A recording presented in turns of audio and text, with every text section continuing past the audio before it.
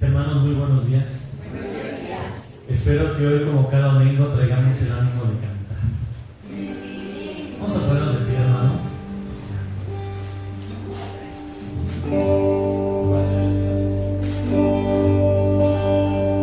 Él es nuestra roca. ¿Quién?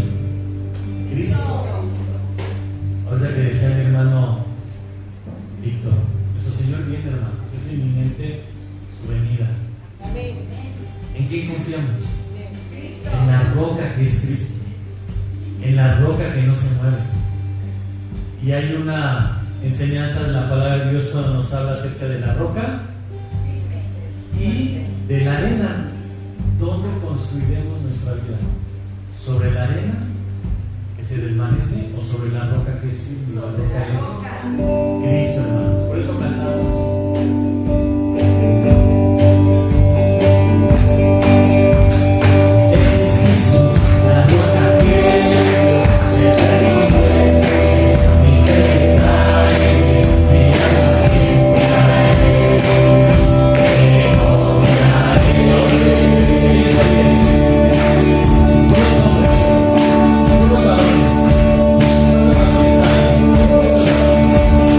Vamos a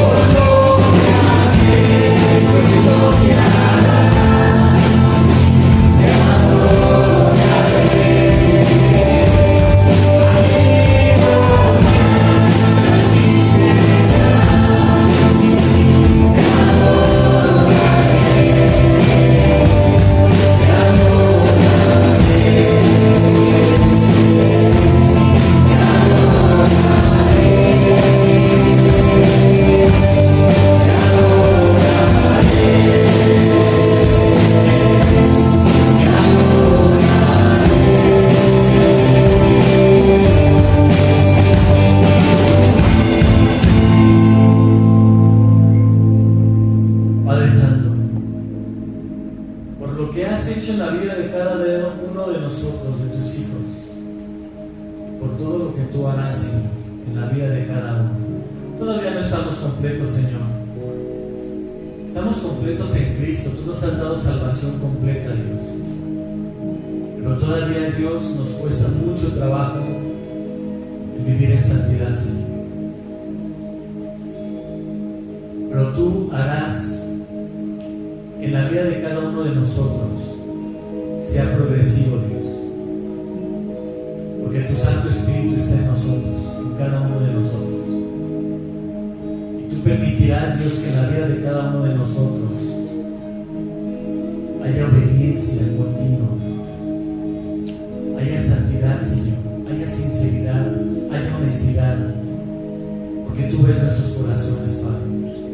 Por lo que has hecho en la cruz y por lo que harás en la vida de cada uno de nosotros, Señor, tú eres digno de ser alabado y adorado por todos los siglos de los siglos, como lo menciona Apocalipsis, Padre. Gracias te damos, bendito Rey, en Cristo Jesús. Te lo agradecemos. Amén. Amén, hermanos.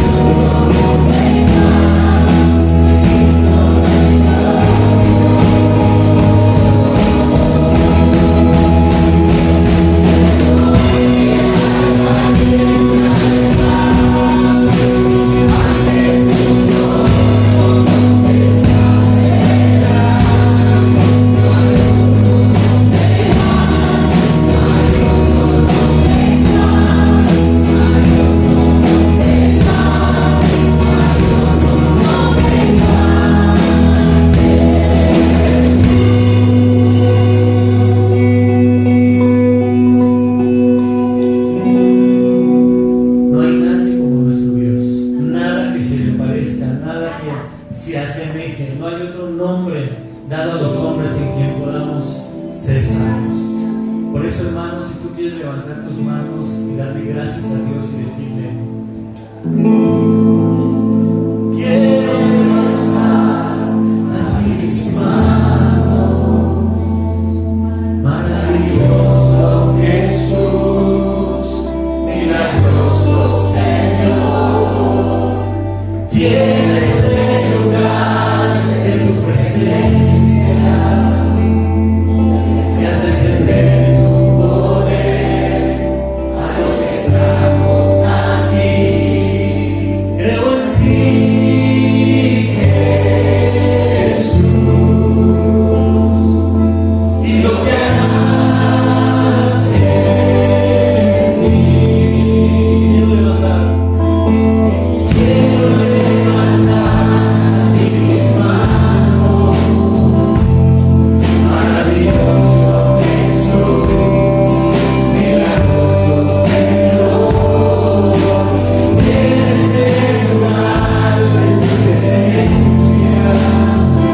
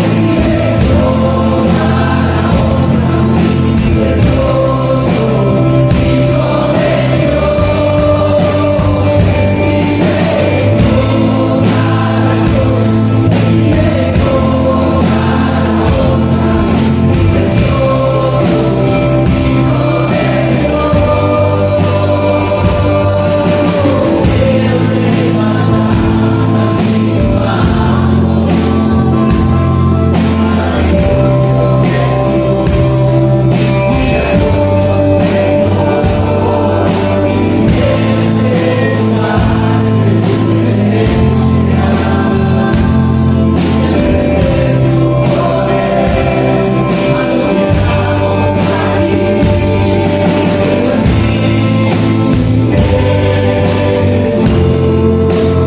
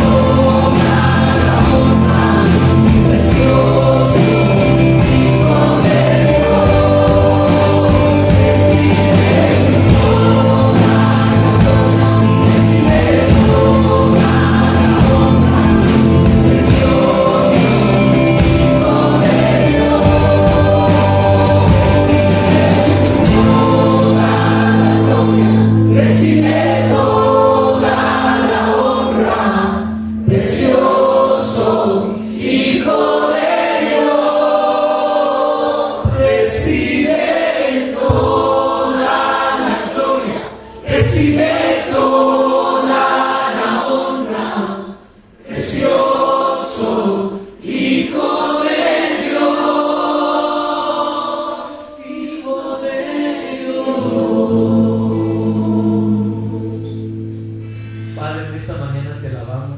que estamos aquí. Señor, tú eres digno de recibir toda la gloria y toda la honra, pero también, Dios, eres digno de recibir toda nuestra obediencia a ti, Señor, a tu palabra.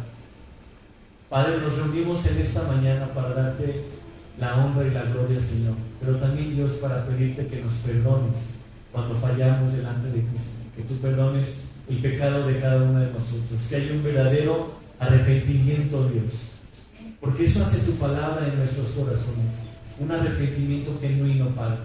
Gracias te damos, Dios, por tu palabra, porque a través de ella podemos aprender, Señor, podemos conocer y podemos humillarnos delante de ti. En Cristo Jesús te lo agradecemos. Amén, hermanos. Con eso.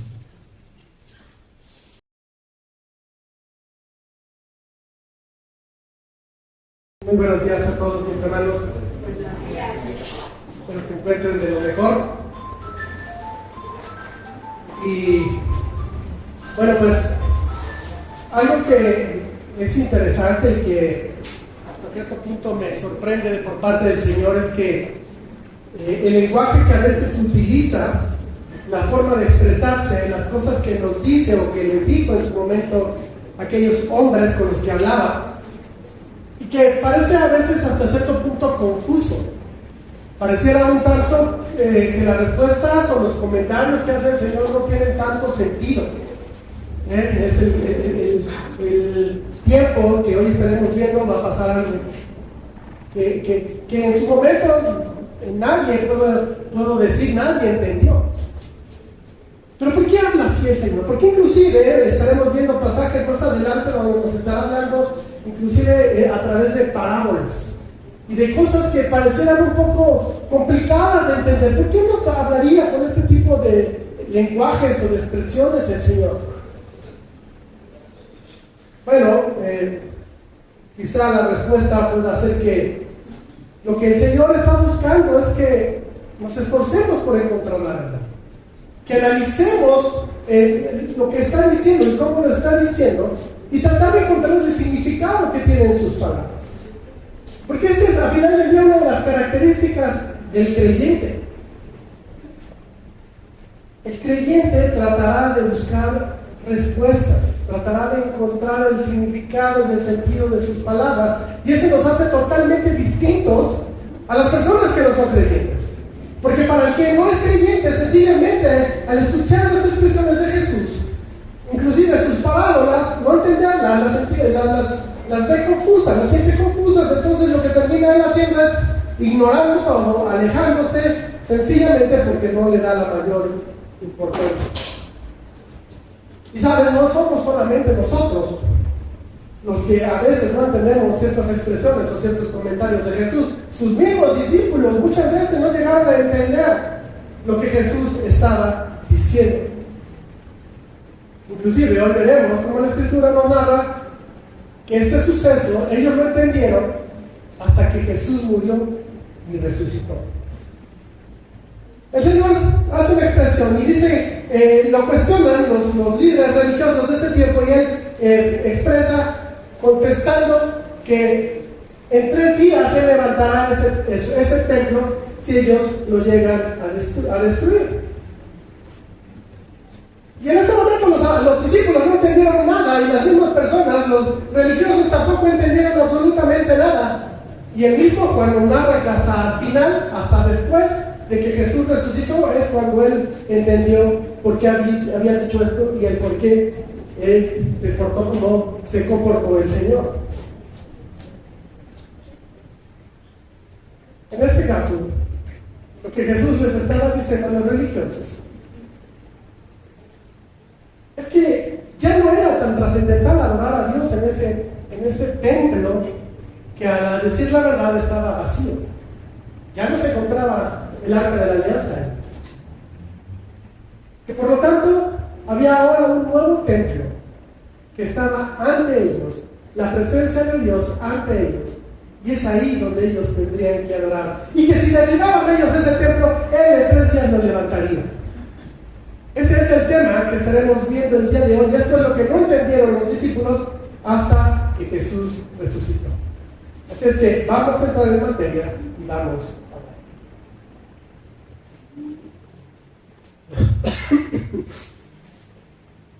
Amado Padre, te damos gracias, Señor, por este día que nos regalas, por la vida que nos prestas. Y te rogamos, Señor, que nos ayudes a poder profundizar en tu palabra, a poder entenderla. Guíanos, Señor. Capacítanos, ayúdanos a entender el propósito de cada acción que hizo tu Hijo aquí en la tierra, para que nosotros podamos seguirlas Y es por eso también necesario que avive en nuestro corazón, que nos pongas ese deseo de caminar, de avanzar. Y por qué no también de servirte, Padre. Ayúdanos hoy en este día a que podamos entender la importancia de la adoración, la importancia de que es entrar en comunión contigo. Y que también entendamos que tú nos conoces. Y que por lo mismo, a pesar de que somos personas que no deberíamos de fiar, Señor, tú nos amas. Padre, guíanos en esta mañana y ayúdanos a ser personas que te alaban y que te exaltan a través de la meditación de tu palabra, para después llevarla a la práctica. Señor, en el nombre de Jesús te lo rogamos. Amén. Bueno, nos quedamos en el versículo 11 la semana pasada, estaremos empezando hoy desde el versículo 12 del capítulo 2 del Evangelio según Juan. Y la escritura dice así, versículo 12: después de esto descendieron a Capernaum, él, su madre, sus hermanos y sus discípulos, y estuvieron allí no muchos días. Estaba cerca la Pascua de los judíos, y subió Jesús a Jerusalén, y halló en el templo a los que vendían bueyes, ovejas y palomas, y a los campistas allí sentados. Y haciendo un azote de cuerdas, echó fuera del templo a todos, y las ovejas y los bueyes, y esparció las monedas de los cambistas, y volcó las mesas. Y dijo a los que vendían palomas: quitad de aquí esto, y no hagáis de la casa de mi padre casa de mercado. Primer encabezado: Jesús purifica con pasión. ¿Recuerdan? La semana pasada estuvimos viendo a Jesús, el milagro que realiza de convertir el agua en vino allá en Caná de Galilea. Bueno, la escritura comienza narrándonos en esta sección que salen de ahí todos en caravana, Jesús, su madre, sus hermanos, los discípulos, y se van a Capernaum. Estando ahí se está poco tiempo, no estuve mucho tiempo en este lugar.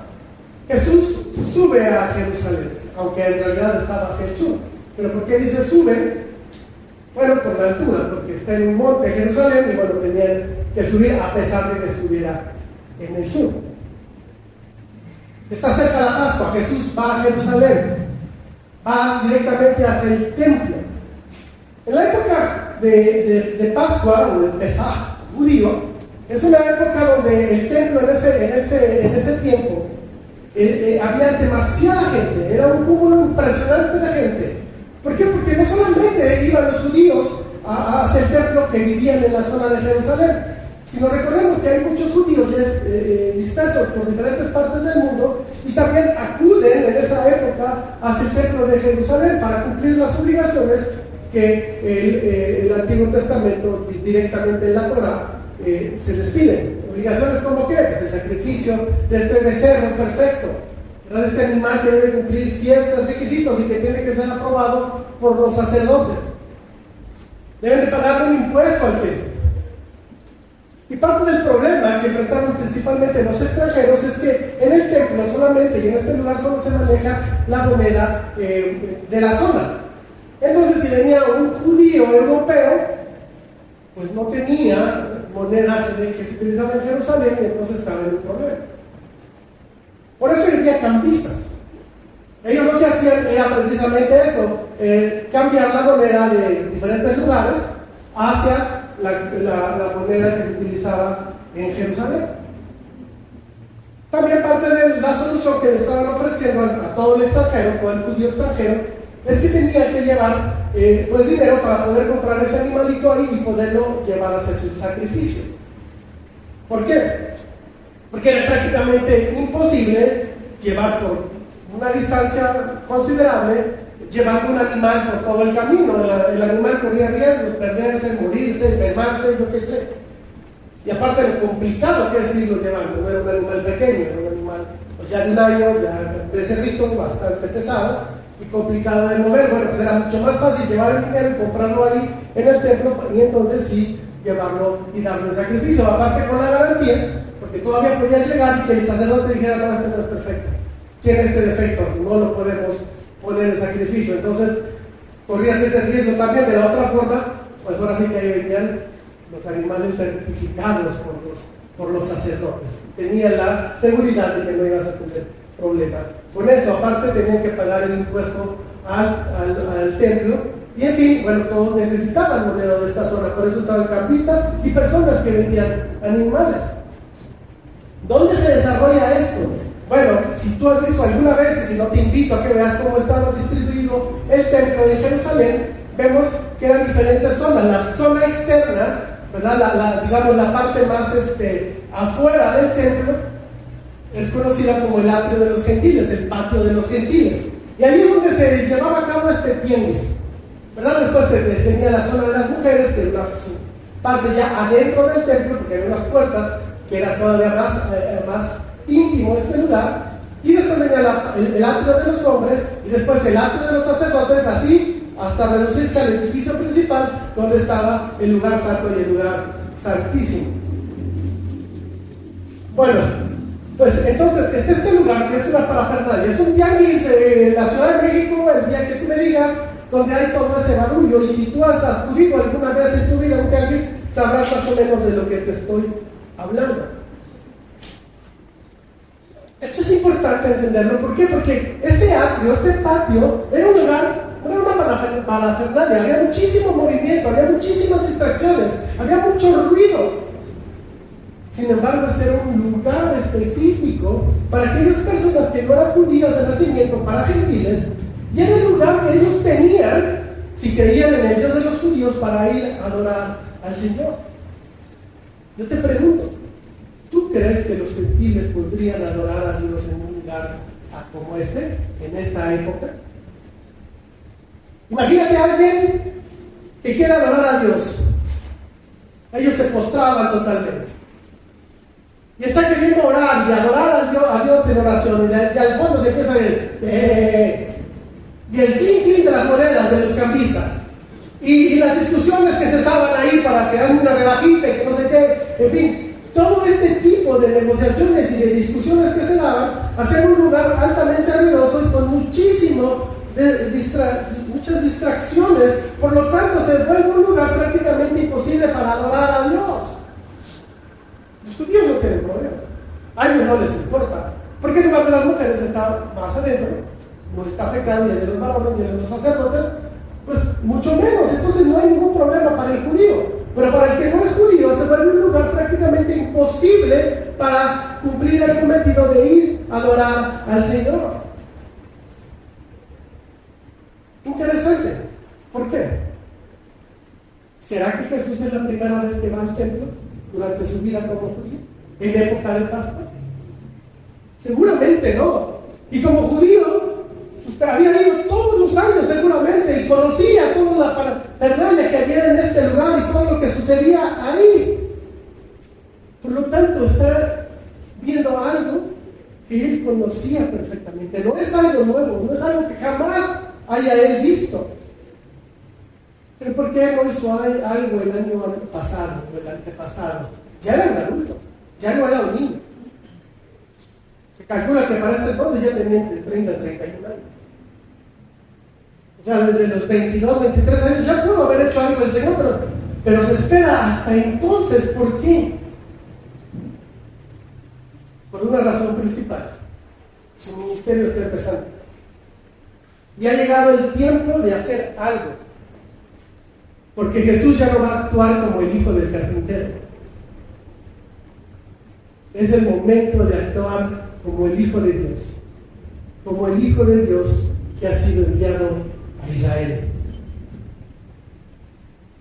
Al ver Jesús todo este parafernalia, todo este caos y toda esta invasión que se le está haciendo a la gente que no es judía y que no se les permite la adoración y todas las negociaciones, que algún día hablaremos de todas las tranzas que había ahí también, ¿verdad? Porque llevaban un animal perfecto que por lo mismo era muy caro, lo introducían al templo y el sacerdote sacaba un cojito y era el que sacrificaba, y volvían a vender al que estaba perfecto. En fin, había muchas cosas que se hacían ahí. Señor, al ver todo esto, eso se movió en él. Lo interesante de esto es que para el judío es algo tan normal, tan común, por lo tanto no tiene problema. Pero para Jesús uno de los problemas que están dándose en el templo de Jerusalén. Porque, mis hermanos, ¿cuántas cosas pueden llegar a ser comunes en nosotros, pero que Dios no está de acuerdo? Habrá algo en su iglesia donde para nosotros sea algo tan normal, tan común, sin mayor problema, todos lo hacemos, pero que sea aberrante para Dios. ¿Tú crees que lo hay en su iglesia? Para la mente del judío es algo normal subir al templo de Jerusalén y encontrarte todo este desbarajuste. ¿Te imaginas como gentil que cree en el Dios de los judíos? Preparar tu corazón para ir a adorar a Dios y escuchar todos los gritos, todo el escándalo que ahí había toda esa parafernalia que suelen tener este tipo de lugares, un ambiente de tianguis,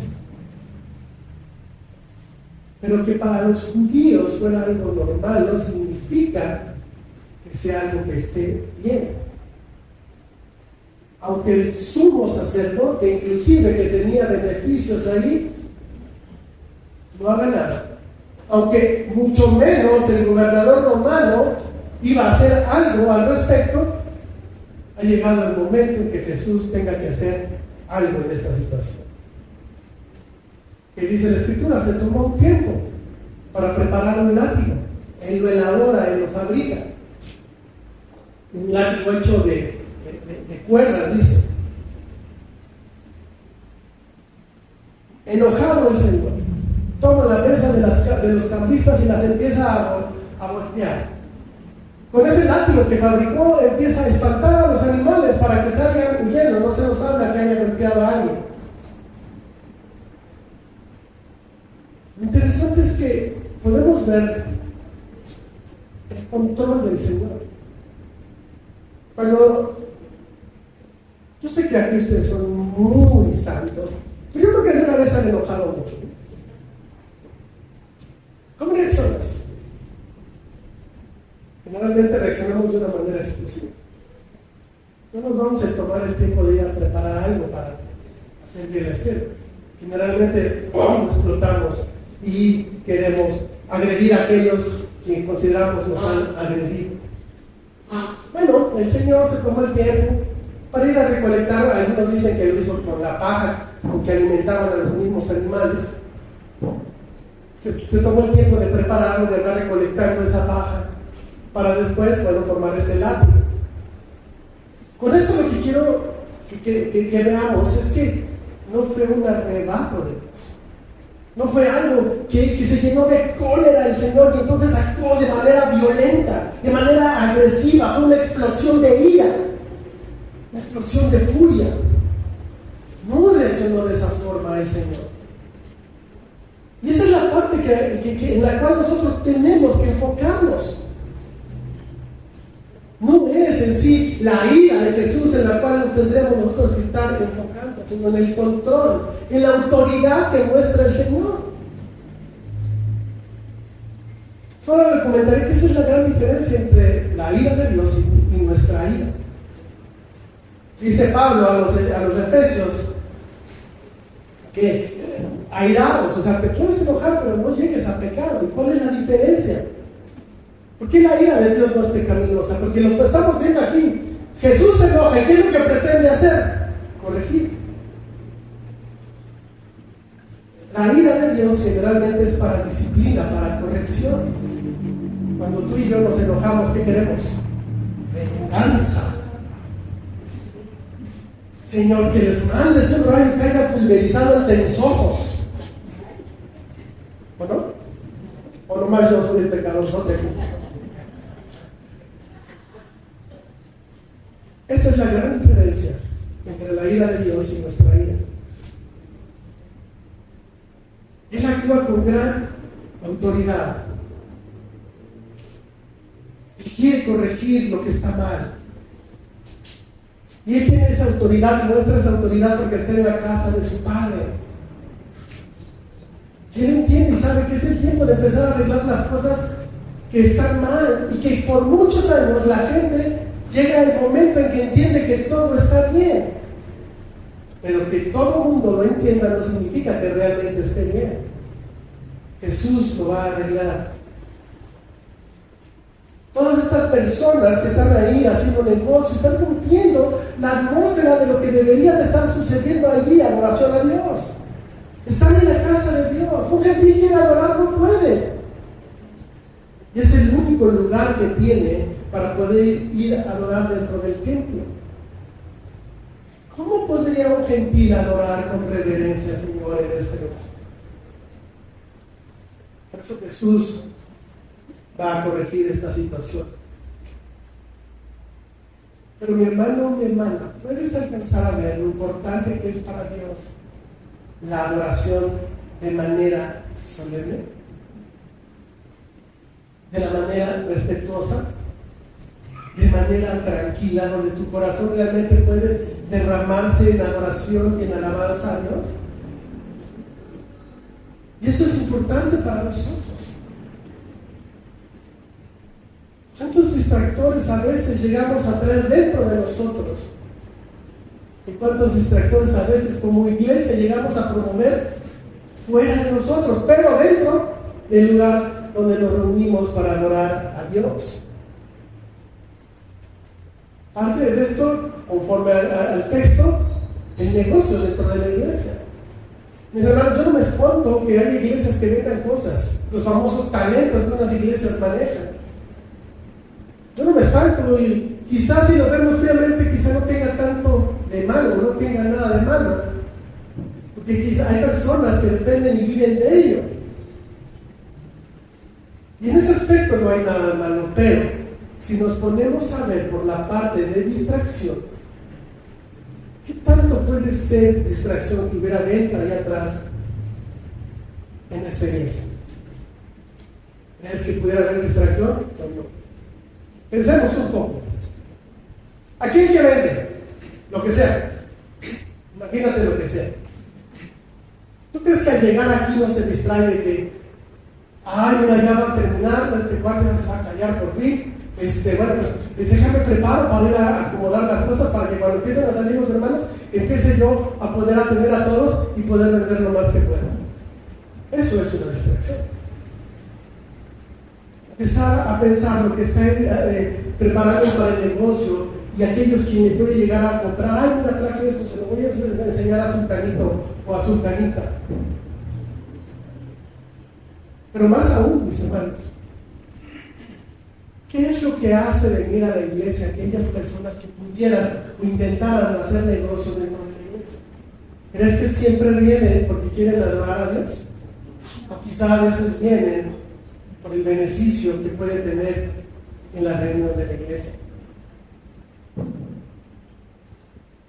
Pensemos un poco en que somos gente que ve bien las cosas y pensemos que realmente la persona que viene a hacer negocio viene a adorar y no le importa la parte del negocio, simplemente trata de sacar una ganancia, pero no es el punto principal.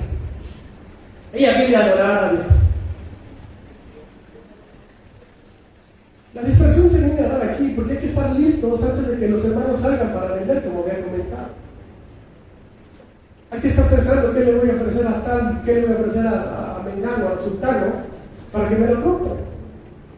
Y entonces en estas iglesias tiene que hacerse algo normal. Y sabes también que se vuelve algo normal, que nos empecemos a fiar, ¿no? Préstamelo y te lo pago la siguiente semana. Mira, voy a cobrar un dinero entre semana, el domingo te pago. ¿Y qué sucede? No me salió el negocio. Me tumbaron más en esta quincena porque hubo ajuste de impuestos y entonces me recordaron algo que no tenía yo pensado. Híjole, si le tengo que pagar al hermano o a la hermana este domingo. No, pues mejor no voy a la iglesia.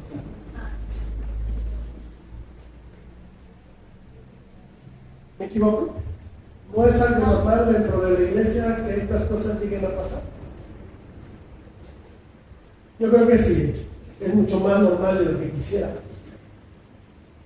Pero conforme a lo que estamos viendo aquí, la adoración a Dios es algo tan serio para el propio Señor. Y es tan serio que Él nos provee de lugares como este, Para que tú y yo en un día como hoy, le digamos al mundo, no me importa lo que esté pasando, no me importa lo que estoy viviendo, no me importa lo que está pasando allá afuera. Lo único que yo quiero en este par de horas que estaré aquí es adorar a Dios. Esa es la intención. Y por eso Dios nos bendice con lugares específicos para hacerlo. Pero rompemos ese propósito cuando llegamos a este lugar con este tipo de distracciones, o inclusive a veces con otro tipo de distracciones. Y miren, también me confieso pecador. Me encanta a mí el café, y varios lo conocen, varios lo saben. Pero a veces el problema de traer yo mi taza de café es que lo pongo en mi lugar y de repente lo tiro y ya distraje a todo el mundo en el momento de la adoración. El simple hecho de que yo me ponga a hacer cosas como ir allá atrás para ir por el micrófono porque se me olvidó, en fin, todo este tipo de distracciones no solamente son mis distracciones, las vuelvo sus distracciones porque me ven pasar, los distraigo y rompo ese tiempo de adoración que ustedes están teniendo con el Señor. Cosas que podríamos decir que son insignificantes y que por lo mismo las podemos llegar a ver tan normales. Pero cuando tú y yo estamos adorando, con qué facilidad se distrae nuestra mente. Porque la mosca pasó, porque ya las tripas ya están pidiendo de comer. ¿Qué voy a hacer de comer llegando a la casa? ¿O a dónde me los voy a llevar a comer? Porque tengo hambre, porque tengo calor, porque tengo frío. Mira cómo vino vestido aquel, o cómo vino vestida aquella. En fin, cuántas cosas nos distraen de la adoración de Dios. Y muchas veces las sentimos tan normales, pero Jesús nos dice, no está bien. Es algo que tengo yo que arreglar. ¿Por qué? Porque nadie lo está haciendo. Y esto es hermoso, mis hermanos, porque empezamos a ver una secuencia que Juan nos empieza a dar. ¿Qué vimos la semana pasada? El milagro de conversión, ¿verdad? De agua en vino. Después de este milagro de conversión que viene hoy, esta obra que Juan nos narra de purificación del templo que Jesús hace. Y Juan nos empieza a mostrar el reino de Dios. Porque en el reino de Dios primero es la conversión y después la limpieza. Y ese es el orden. Nunca es diferente. Porque a veces es el error, ¿verdad? Yo pienso que para poder llegar a Dios primero debo de estar limpio. Pero el propio Evangelio de Juan nos dice que no. El orden es primero conversión y después limpieza. La gran diferencia es que Jesús solo no limpia un templo hecho de piedra, sino un templo hecho de carne. Él es quien lo limpia. Este es el hermoso patrón que Juan nos empieza a mostrar en el Evangelio. Pero tu problema y mi problema es cuál. Que tú y yo nada más queremos al Jesús, al del vino, al de la alegría, al de la bendición, al de la abundancia. Pero nos olvidamos o nos queremos olvidar y no conocemos al Jesús de la limpieza, al Jesús del látigo. Pero por otro lado hay otros que nada más se fijan en ese Jesús, ¿verdad? Al Jesús, al de la disciplina, al de la limpieza, al del látigo, al que se enoja o al molesto. Y en ellos no hay gozo en su vida. Pero Jesús es ambos, mis hermanos. Jesús es el del vino y es el de la limpieza del templo. Jesús es el de la bondad, el de la celebración, el del gozo. Y eso es lo que hace en nuestra vida, o lo que debería de haber en nuestra vida, por la limpieza que Él está haciendo. ¿Por qué? Porque eso ayuda en nuestra santidad. ¿Qué Jesús conoces, mi hermano y mi hermana? ¿El de las bodas, donde hay alegría, donde hay vino, donde hay fiesta? ¿O el Jesús que está molesto y que el templo, que golpea con un látigo y que te dice, sé santo como yo soy santo? ¿Conoces a ambos? A los dos Jesús conoce si es uno y que no los podemos separar. El problema es que a veces tú y yo tendemos a inclinarnos más hacia un lado, y eso es un problema, porque entonces lo que estamos haciendo es un Jesús diminuto. A un Jesús que solamente es disciplina, o a un Jesús que todo es gozo. Y eso es hacerlo pequeño, porque Jesús está lleno de bondad, de gozo, de alegría, pero también está ocupado en la limpieza de tu vida.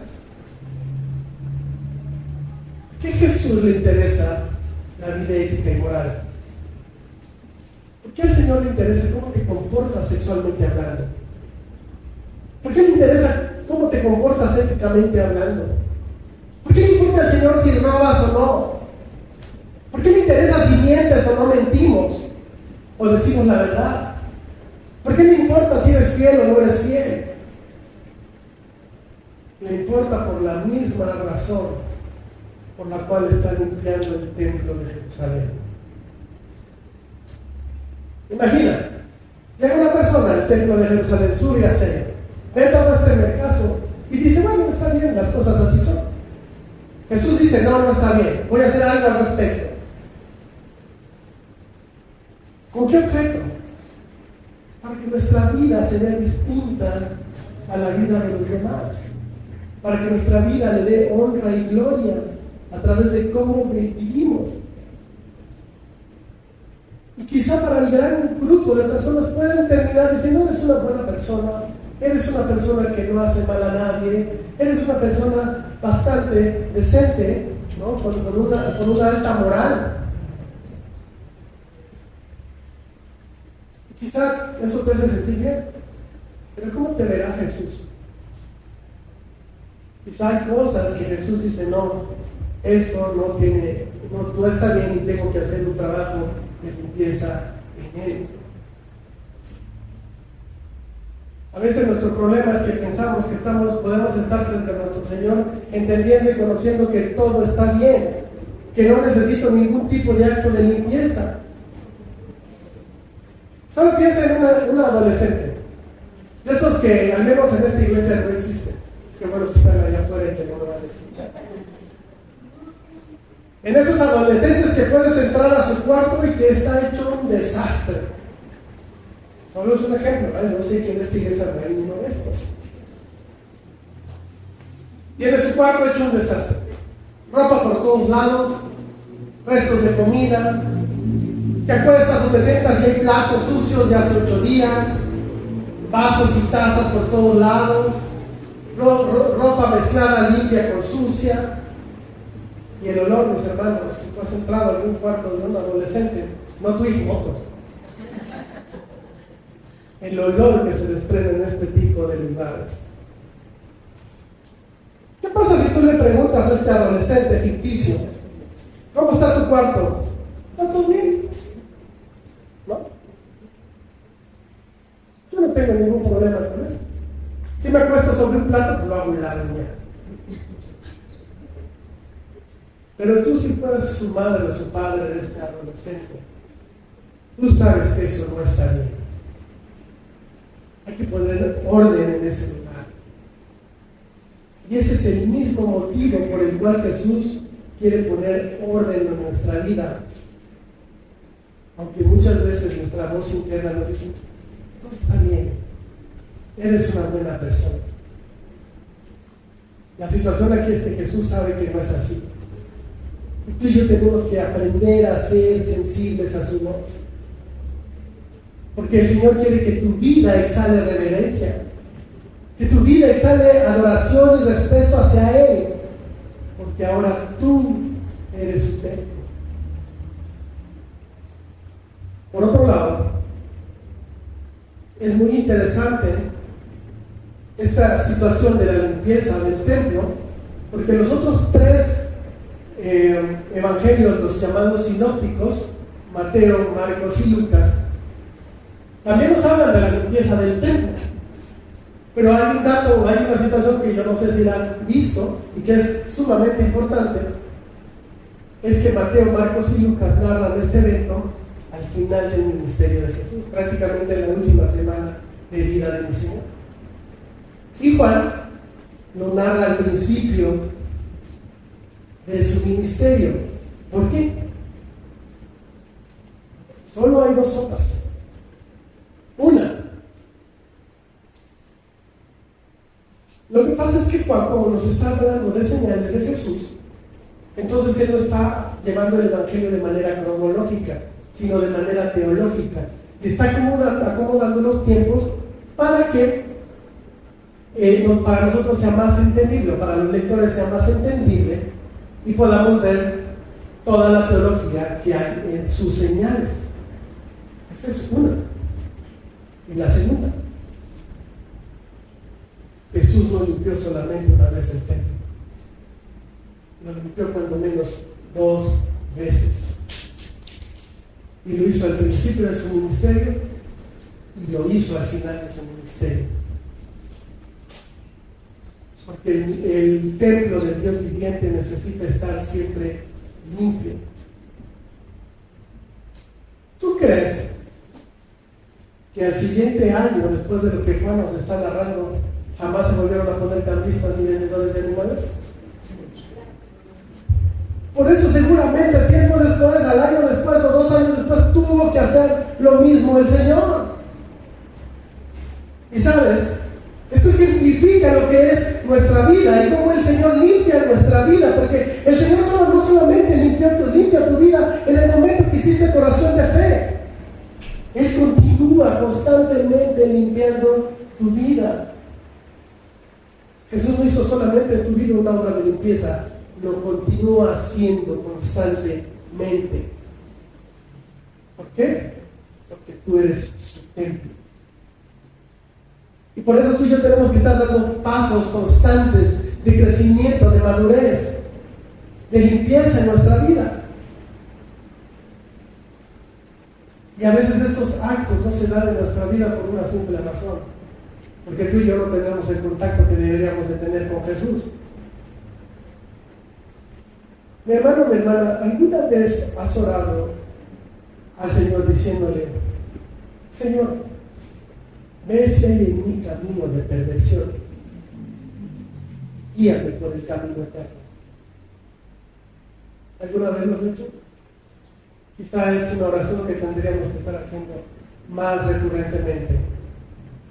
Versículo 17. Entonces se acordaron sus discípulos que está escrito: el celo de tu casa me consume. Y los judíos respondieron y le dijeron: ¿qué señal nos muestras ya que haces esto? Respondió Jesús y les dijo: destruid este templo en 3 días lo levantaré, y en 3 días lo levantaré.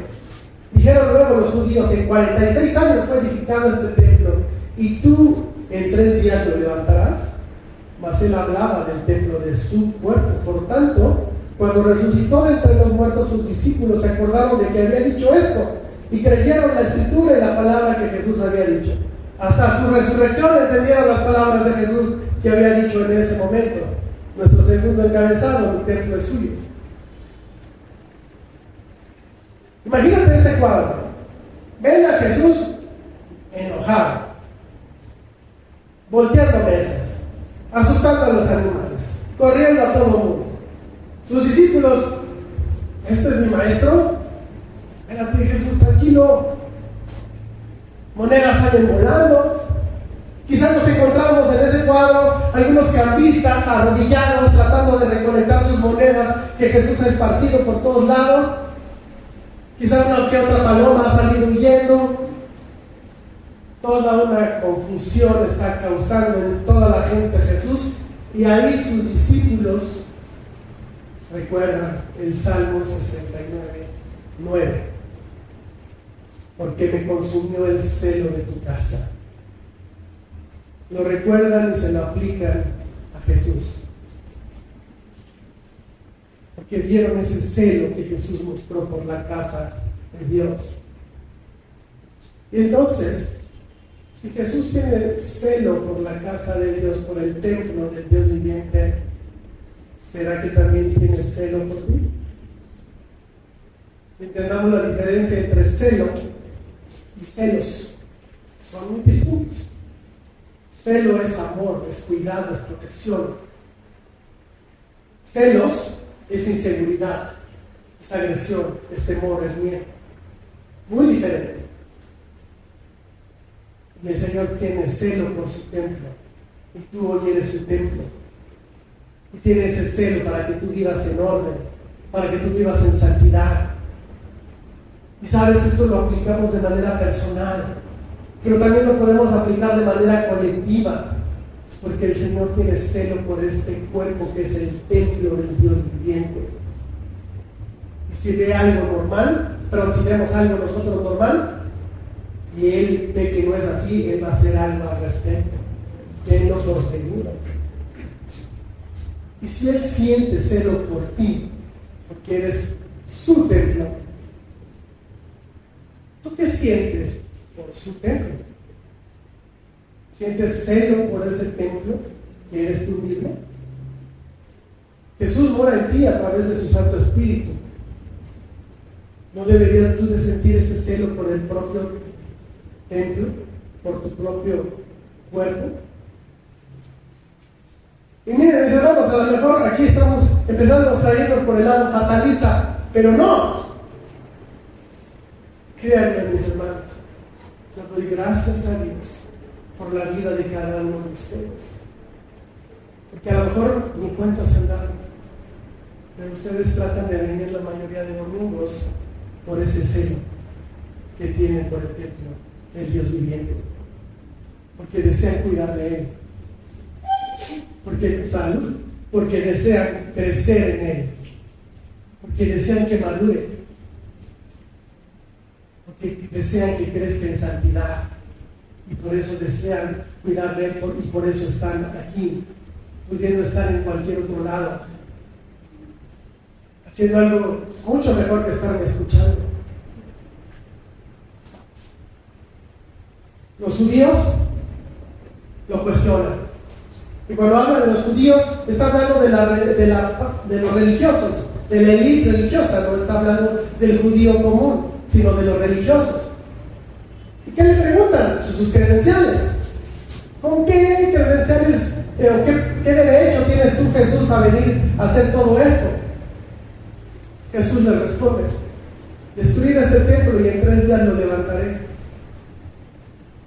O sea, como que no parece tener mucho sentido. Sin embargo, si meditamos en ello, si empezamos a orar y empezamos a buscar respuestas, a investigar, a indagar, vamos a encontrar por qué contesta esto, que pareciera no tener mucho sentido. Parece que la pregunta es una y la respuesta es totalmente distinta a lo que le preguntaron. Pero primeramente esta clase religiosa no se da cuenta que el simple hecho, esta acción de eliminar todo este tianguis que está en el patio de los gentiles, es ya en sí una señal, porque es a Jesús, es a Dios mismo, al único que le interesa que en su casa todo esté bien. Pero Jesús no se lo responde así de claro, no se lo responde de esta forma. Y les habla de su cuerpo y de que si lo pueden destruir en 3 días, lo levantan. Y si aquí nos hubiera dejado el Señor, vaya problema que tendremos nosotros también para entenderlo. Pero es bueno y tiene misericordia. Versículos adelante nos dice que se refería a su cuerpo, ¿verdad? Que Él lo levantaría en 3 días si los judíos intentan destruirlo. Pero ¿qué les está diciendo con esta frase? Que es el tiempo, desde ese tiempo, que Dios ya no está en ese templo hecho por piedras. Que ya un templo hecho por piedras no es la morada de Dios. Porque Jesús dice: yo soy la representación de Dios. Mi cuerpo es el templo donde Dios habita. De forma que Dios ya no está en ese templo hecho por ustedes, está en mí. Yo soy la morada de Dios. Y para entender un poco más esto, hemos hablado de los atrios, pero el edificio principal que está en el medio del templo, donde está el lugar santo y el lugar santísimo, ¿sabes qué había en esa época? de Jesús. Sabemos que en el lugar santo, bueno, se preparaban los sacerdotes, y en el lugar santísimo, ¿qué debería de haber? El arca de la alianza. Pero ya en la época de Jesús ya no estaba el arca de la alianza. Y el arca de la alianza, que dice la Escritura que representa la presencia de Dios, ya no estaba ahí, porque sabemos que siglos atrás los babilonios o la invasión babilónica habían desaparecido, se había perdido. Y Jesús les dice: ahora yo soy la presencia de Dios ante ustedes. Una manera de decirles: yo soy el santo de los santos. Y aquí estoy, y si ustedes intentan destruir este templo, en 3 días lo levantaré. Y es irónico un tanto, porque aquellos a quienes Jesús les está diciendo estas palabras, solo un poco tiempo después realmente intentaron destruir ese templo y lo lograron. Queremos matarte, queremos crucificarte, queremos hacerte pagar esas afirmaciones que decías, de decirte que eres el Hijo de Dios, y por eso te vamos a poner en esa cruz. Jesús les dice: está bien, hagan su mejor esfuerzo. Podrán destruir este templo, pero yo en 3 días lo levantaré. Y esto es bien interesante, porque ¿qué está diciendo Jesús? Que Él es el encargado de resucitarse a sí mismo. No dice: el Padre me resucitará. No dice: el Espíritu me resucitará. No me encargaré, está diciendo, de resucitar al 3er día. Pero hay otras porciones del Nuevo Testamento que Pablo nos dice algo un poco distinto, Romanos 6:4. Porque somos sepultados juntamente con Él para muerte por el bautismo, a fin de que, como Cristo resucitó de los muertos para la gloria del Padre, por la gloria del Padre, Cristo resucitó de los muertos por la gloria del Padre, así también nosotros andemos en vida nueva. ¿A quién le está atribuyendo Pablo aquí la resurrección de Jesús? Al Padre, por la gloria del Padre, por el Padre. Gálatas 1:1, más claro. Pablo apóstol, no de hombres ni por hombres, sino por Jesucristo y por Dios el Padre, que lo resucitó de los muertos. Dios Padre resucitó a Jesús. Pablo aquí lo afirma. Jesús dice: yo me resucité, yo me resucitaré. Y en Romanos 8:11, a los mismos romanos que ya les dijo que el Padre resucitaría a Jesús, ahora Pablo les escribe y les dice: y si el espíritu de aquel que lo levantó de los muertos, a Jesús, mora en vosotras, el que lo levantó de los muertos a Cristo, Jesús, vivificará también vuestros cuerpos mortales por su espíritu que mora en vosotros. O sea, Pablo en la misma carta a los romanos les dice que el Padre resucitó a Jesús, después les dice que el Espíritu resucitó a Jesús, y Jesús dice: yo me resucitaré. Por fin, ¿quién fue? Mis hermanos, lo que la Escritura nos está diciendo es que la Trinidad completa, el Dios Trino, trabaja en conjunto para la resurrección de los muertos, empezando por Jesús. Y este poder de resurrección que hay en este Dios Trino, Padre, Hijo y Espíritu Santo, sigue teniendo ese poder de resurrección. Y la Escritura afirma que tú y yo hoy somos el templo, pero también dice que somos el cuerpo de Cristo. Y sabes, así como el cuerpo de Jesús fue resucitado, el cuerpo de Cristo, hoy que es la iglesia, por el Dios Trino, será resucitado. El Dios Trino trabajará en conjunto para resucitar a toda la iglesia. Lo hermoso de esto es que los discípulos leímos, esto lo entendieron hasta que Jesús resucitó. Entonces, ¿te imaginas ver a Jesús enojado, decir todo ese tipo de cosas? No entienden nada, como a veces tú y yo salimos y dijo. Pero hermoso el versículo 22, porque dice también que entendieron estas palabras de Jesús y que creyeron la Escritura y las palabras de Jesús. Es decir, Para los discípulos de Jesús, para los apóstoles del Señor, las palabras de Jesús y la Escritura son exactamente lo mismo. Versículo 23. Estando en Jerusalén en la fiesta de la Pascua, muchos creyeron en su nombre, viendo las señales que hacía. Pero Jesús no se fiaba de ellos porque conocía a todos y no tenía necesidad de que nadie le diese testimonio del hombre, pues él sabía lo que había en el hombre. Último encabezado: la fe no vive de señales. Si solamente nos hubiéramos quedado hasta el 23, hasta el versículo 23, diríamos: wow, fantástico, Jesús hizo muchas señales, hizo muchos milagros, y no conocemos todos en su totalidad, pero sabemos que esas señas y esas señales, esos milagros han llevado muchos a la fe, al camino de la fe, creyeron muchos. Gloria a Dios por ello. Y todo hubiera terminado hermoso y maravilloso, pero llega el versículo 24 que dice que Jesús no se fiaba del ser humano. Pero Jesús hace un pacto con el hombre, con el ser humano. No es solamente para que tú te comprometas con Él. Él se compromete contigo. Y te dice: yo seré tu salvador, yo seré tu pastor, yo seré tu guía, yo seré tu sustentador, yo seré tu consuelo. Simplemente seré todo para ti. Este es mi compromiso que tomo contigo. Sin embargo, aquí parece, por lo que la Escritura nos enseña, que había gente que creyeron en las señales que Jesús hizo, pero creyeron en una manera débil. No lo hicieron completamente. ¿Cuál es el resultado de eso? Jesús no se compromete con ellos.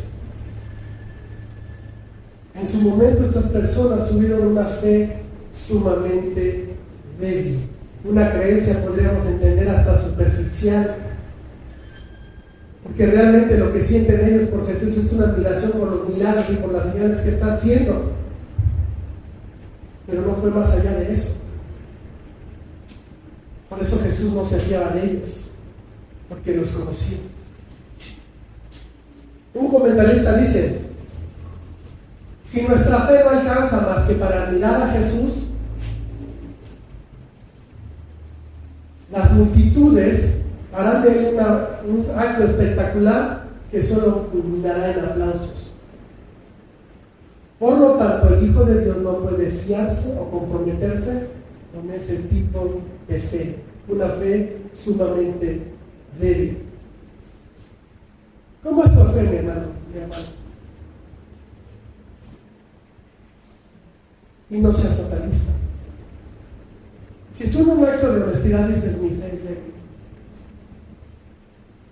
si tú sientes que necesitas crecer mucho en fe, gloria a Dios por la fe que tienes, aunque sea débil. Y sabes, oremos por ese punto de partida, porque al final del día no es mi labor reprenderte por tener una fe débil, sino mi labor es animarte para que ores y le pidas a Dios que obre en tu vida, para que tengas una fe más grande que simple admiración.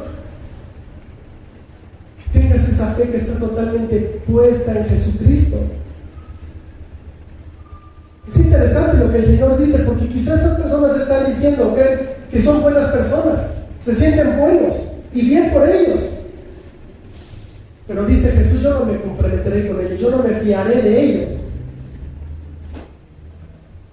Jesús no era una celebridad, aunque era increíblemente popular. Pero Jesús no vivía ni dependía de las personas de lo que pensaran en Él. No andaba pidiendo por ahí migajas de amor que lo quisieran, porque a Jesús no lo define el gusto que tienen las personas por Él. Pero Jesús nos puede decir: tu débil fe, tu poca fe, puede ser un buen punto de partida. Pero sabes, no me puedo fiar de ti. ¿Y por qué hace esto el Señor? Versículo 25. Y no tenía necesidad de que nadie le diese testimonio del hombre, pues él sabía lo que había en el hombre. Jesús no necesita que le vayamos con el chisme, no necesita ningún tipo de testimonio por parte del propio ser humano. No necesita que nadie le explique sobre la naturaleza humana, porque Él la conoce perfectamente. Jesús conoce al ser humano perfectamente, y no solamente porque fue hombre, sino porque es Dios. Y conoce al ser humano en la perfección. Entonces, el versículo 25 lo que se convierte más es una declaración de la divinidad de Jesús, mis hermanos.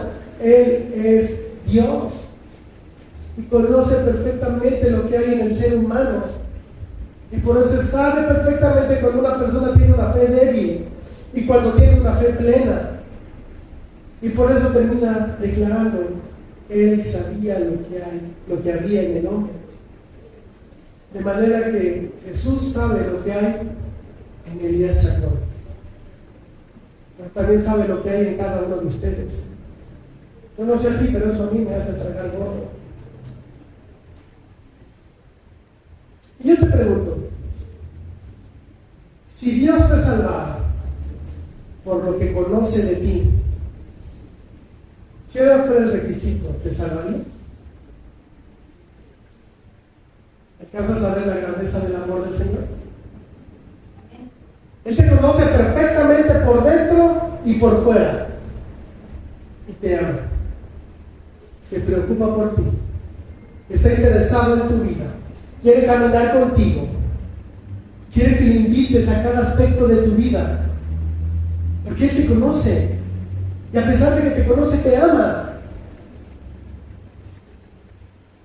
Eso que nos enseña que nada nos sirve tratar de escondernos de Jesús, porque no podemos escondernos de Él, que conoce debajo de cualquier máscara que luego tendemos a utilizar. Utilizamos tantas máscaras, mis hermanos, pero a pesar de todas esas máscaras, Él te dice: te amo, ven, acércate a mí. Jesús, con una fe plena, se comprometerá verdaderamente con cualquier persona. Así que, mis hermanos, dejen que Jesús haga esa obra en ti. Porque quizá hoy tu pensamiento es: yo soy una buena persona, no me porto mal, no hay mucho trabajo de limpieza que hacer conmigo. Tal vez no estés, tal vez si estás contaminado, tal vez si estés sucio. Acércate a Él. ¿Por qué no mejor terminas hablando con el Señor en este tema? ¿Y por qué no realmente le dices al Señor: oh Dios, examina mi corazón, pruébame y conoce mis pensamientos, ve si hay en mí camino de perversidad y guíame por tu camino? Ahí en tu lugar. Hoy no voy a terminar orando, oremos cada quien. Y pídele al Señor esto, que trabaje en tu corazón. No le vas a decir nada que no conozca. Él conoce perfectamente quién eres y lo que haces y lo que vives. ¿Qué tanto crees en Él y qué tanto dudas? ¿Por qué no le pides que te ayude a madurarte? Y si tú tienes una fe plena, que te ayude a mantenerte en ese camino y que no entre duda jamás en ti. Hoy no terminaré llorando. Mejor oremos todos. Y ahí en tu lugar, pídele que te dé un corazón, que le ama, que le quiere seguir, y si en ti hay un camino de perversidad, pídele que te ayude a corregirlo, que te limpie, como el templo que eres de su Santo Espíritu. Que así sea, mis hermanos.